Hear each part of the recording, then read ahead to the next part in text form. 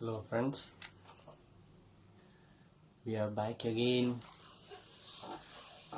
to study time, but this time not in the classroom we meet, but we meet through this media, social media. You know the situation, because of this pandemic we are not able to come together, not able to sit together and learn.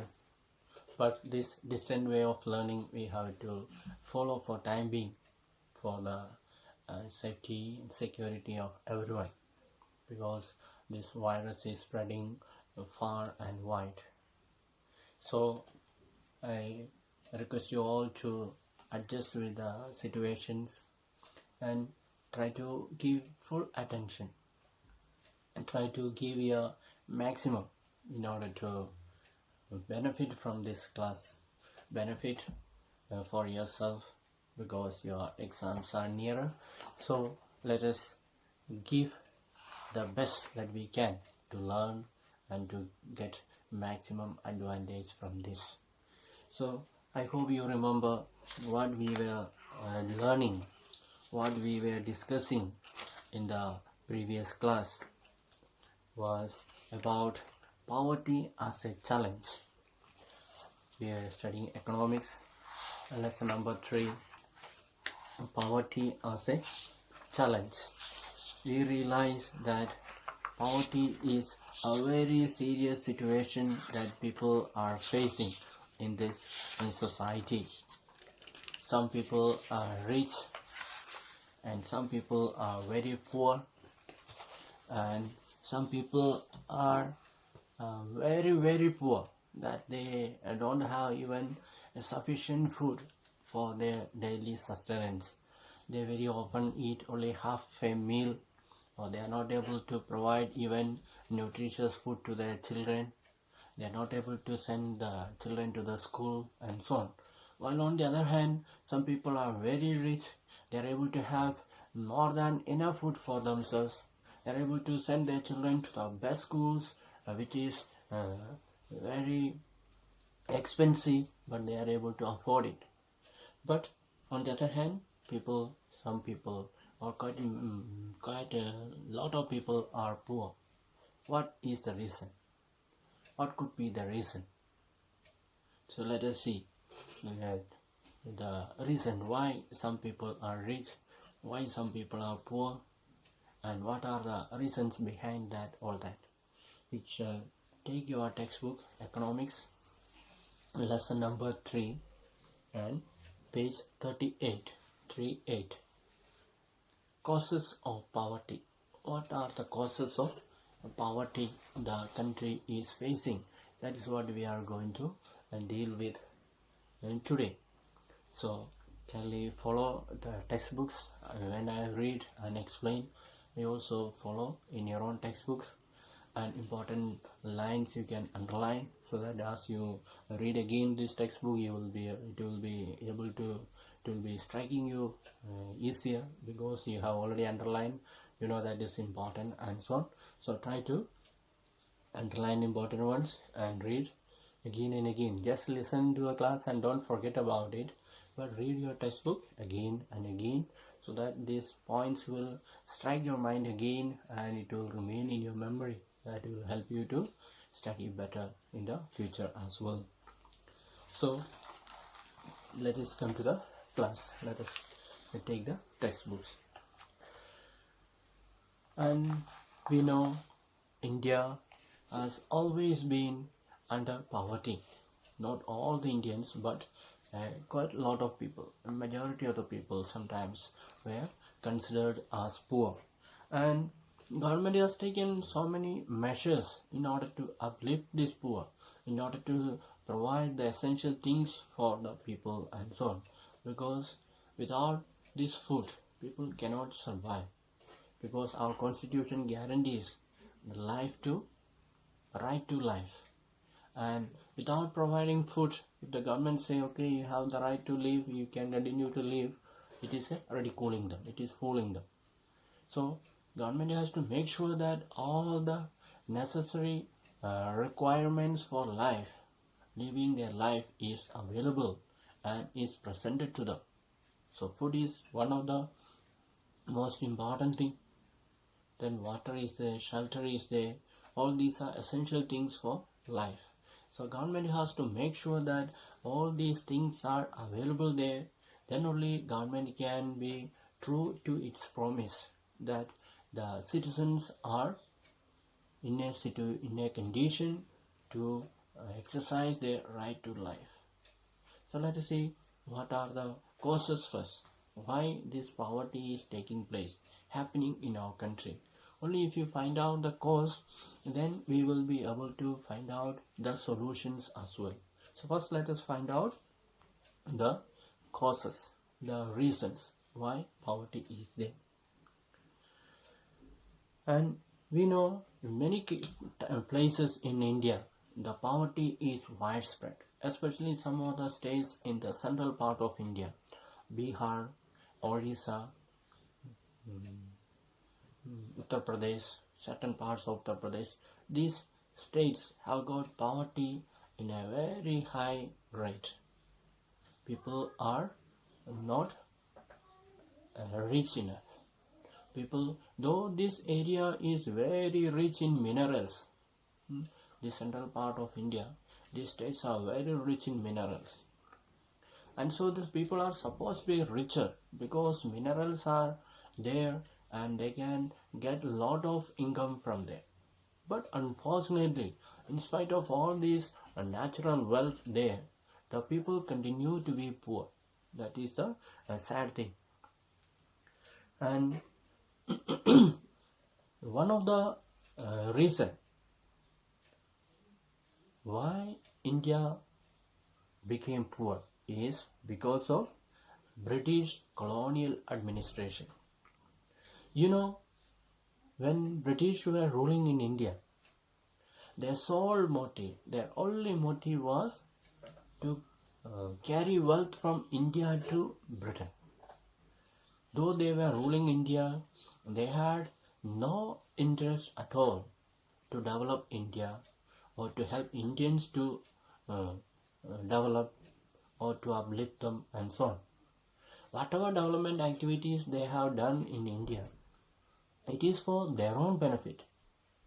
The roads they constructed, the railways they constructed, all these meant for connecting different cities so that the transportation of goods will be easier to export to the Britain.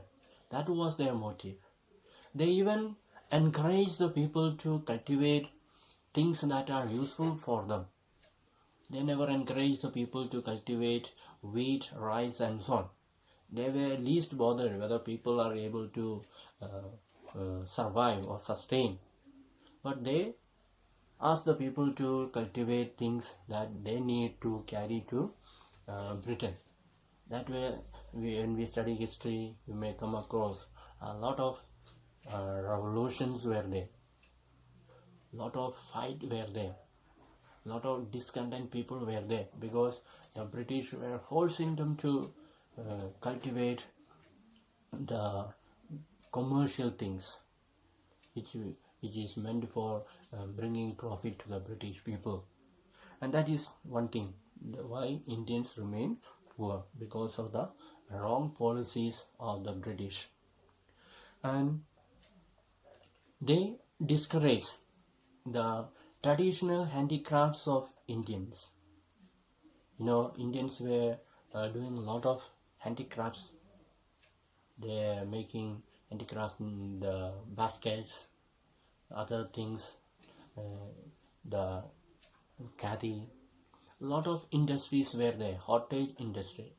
You know, they were doing it at home, or they were 2-3 families together. They were working small factories or small industries, which we call it cottage industry.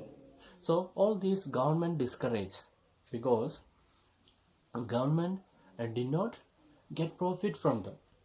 The people may be sitting and working for hours or days. Slowly they will weave the cloth, they will make the pottery, they'll make the baskets, all these things. So with all these things, government does not get much benefit. So what did the government do? So government discouraged all these things. Government did not want the textile industry to come up in India. Why? Because if the Indians weave clothes and produce textile items, clothes and other things, then the British cannot get profit out of that. Indians will make it and sell it and they will get the profit. But if there are no industries, textile industries in India, what will the British do? They'll bring clothes from Britain.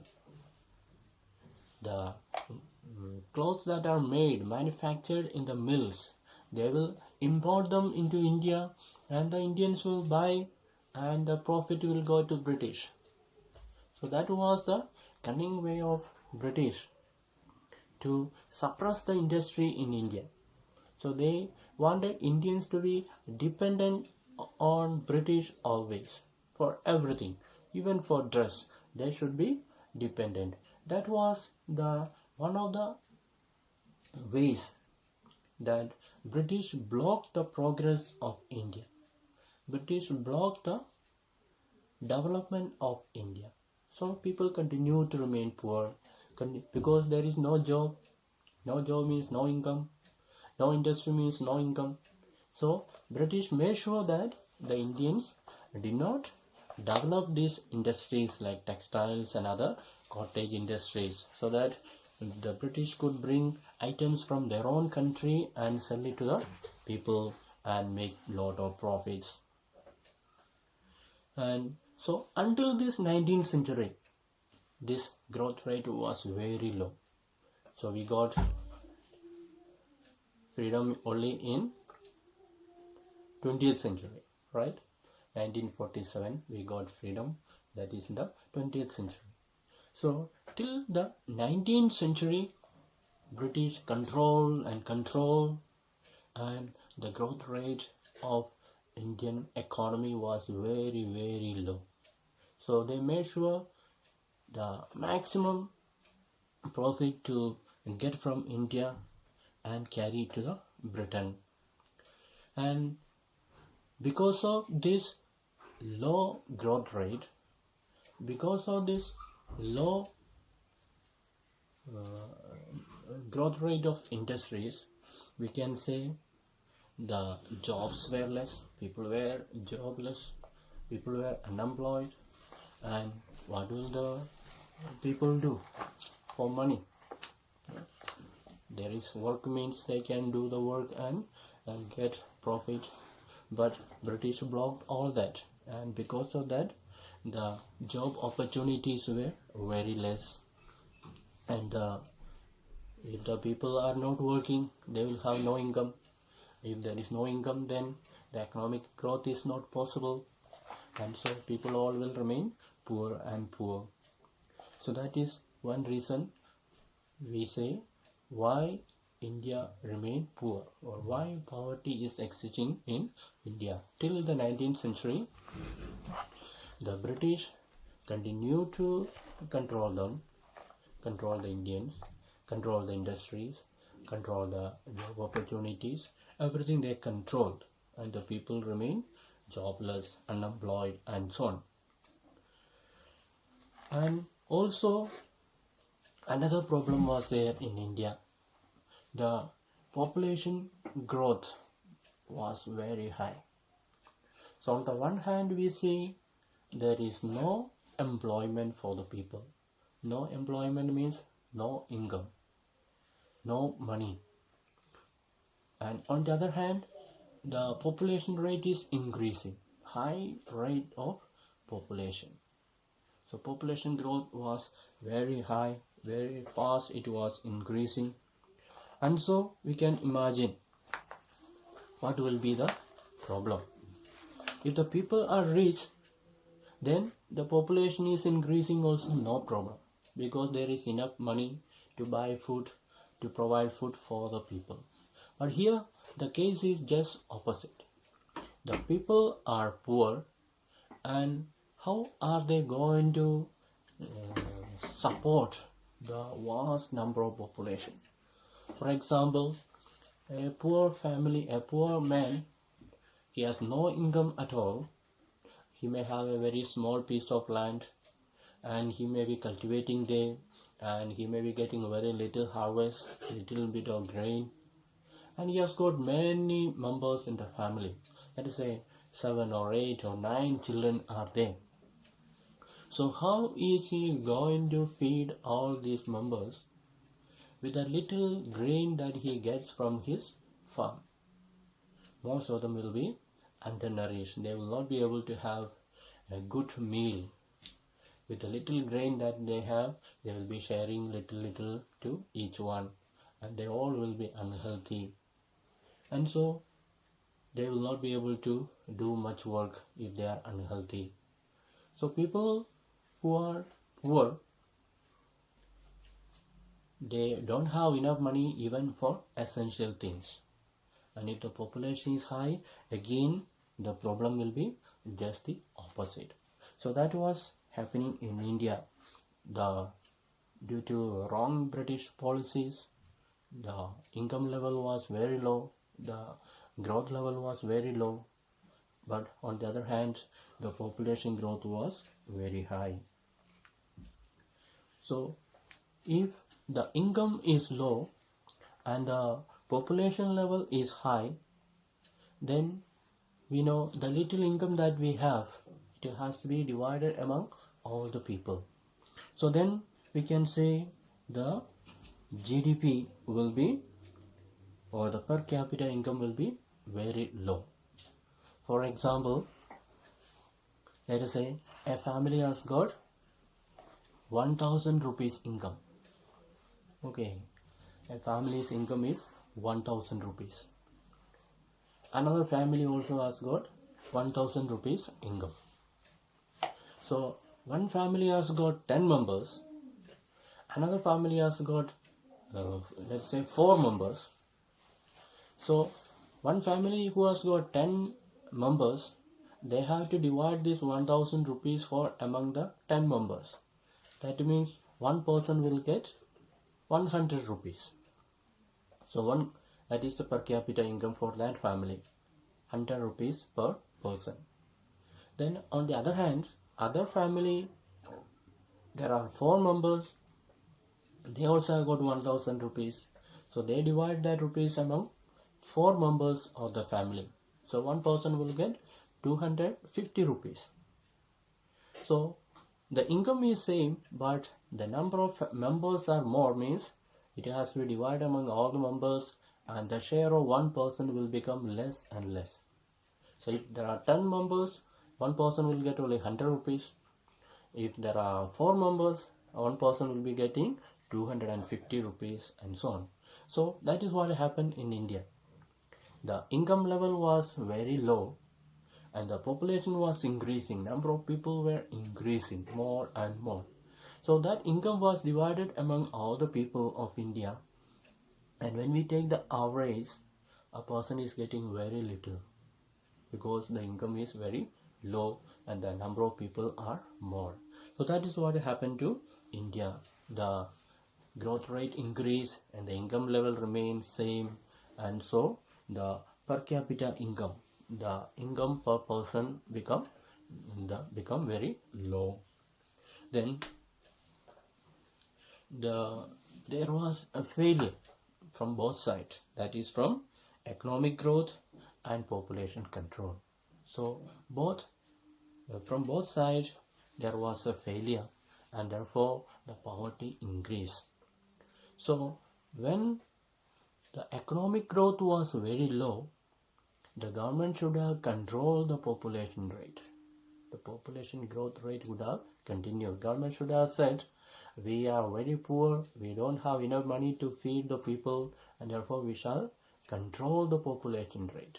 Let us not have too many people, too many children. So government did not do that. So the number of people increased and increased, and the income did not increase. So from both sides, government failed. Government failed to increase the income of the people, by providing industries, by providing job opportunities, government failed to increase the income of the people. And on the other hand, government failed to control the population growth rate as well. So both these cause the poverty of the people. That is one reason. So we shall study only today this much, that the reason why, one reason why poverty increase in India. So we shall say in nutshell again, one is because of this exploitative policy of the British government. They discourage the industry in India, textile industry in India, so that they can bring textile items from Britain and sell in India and get profit. So since people have no opportunity to get job, because there are no factories, no industries, people have no job at all, and therefore the income of the people were very low. And on the other hand, the population of the people, the population of the country began to increase. It became higher and higher, and so the income is low on the one side, the population rate is increasing on the other hand. Therefore the little money that they had, when it was divided among all the people, it became very low. Per person, it became very low, not sufficient for meeting their the essential needs. So it became very poor.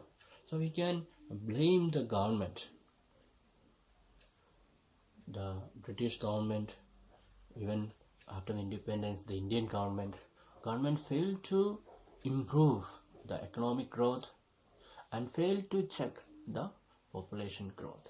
So because of this, the low income, under the low income, the population increased, and the people were not able to have enough money, enough food grains for surviving, for sustaining themselves, and so they continue to remain poor, with ill health, with a lack of nutrition, and so on. That is what happened to the people in India. So we shall wind up for today. In the next class we will continue to study what are the other causes for the existing poverty in India. What are the other reasons for the existence of poverty in India. So read your textbook. We took only very little, and so for you to come to that mood of study, and as we go ahead, we will be studying, we will be moving faster and faster, we will be covering more portions, and so you need to cooperate with it. We need to adjust with our schedule and study your daily lessons. So give enough and more time to study your lessons, and get well with the topic, and get all the points, get it to your mind, so that it will remain there. So read your textbook again and again and get the ideas for yourself. So thank you for listening. Have a nice day.